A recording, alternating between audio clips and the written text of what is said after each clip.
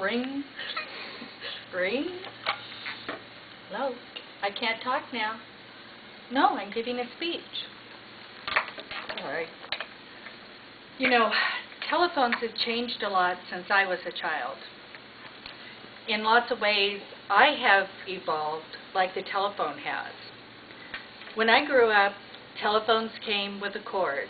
They were attached to a base, and the cord was attached or tethered to a wall. In many ways, I was also tethered to my home and my family and a small town community and small town ideas.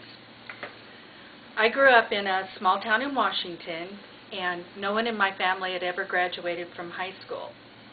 And the dreams for women back then were that you would have a home and a family, but not much more than that. When I was in 5th grade, the assignment was to write a paper on what you wanted to be when you grew up. And I wrote down that I wanted to be President of the United States. And the teacher said, "You'll have to do your paper over, Patty, because that's impossible." And I thought, really? Why? Well, as I grew older, I stretched that cord. And I graduated from high school and even attended college for a short time. And I was the first one in my family that did that. Next in the evolution of the telephone came a cell phone. And the first cell phones were kind of large, but they represented freedom, no more cords.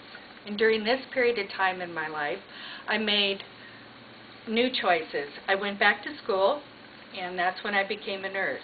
I got married, and we moved to Texas, and on a grand adventure. As the telephones grew smaller, my focus grew smaller too. That's when I started concentrating on home and family, and I became a school nurse. And that's when we moved to Ponder.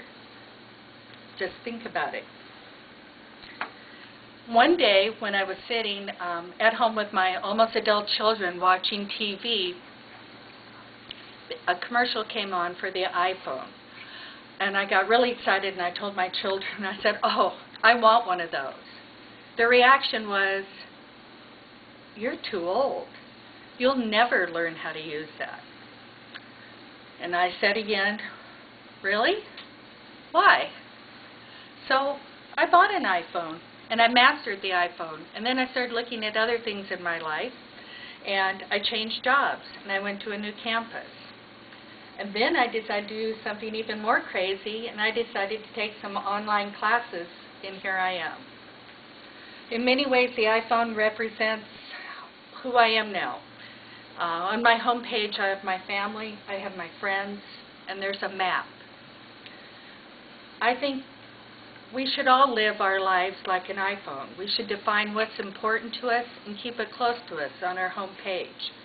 We should sync regularly with God before we crash.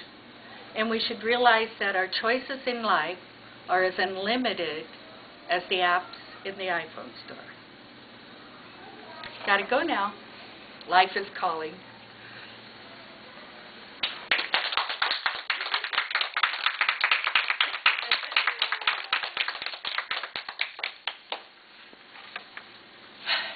That should be good enough. It was probably like way too long.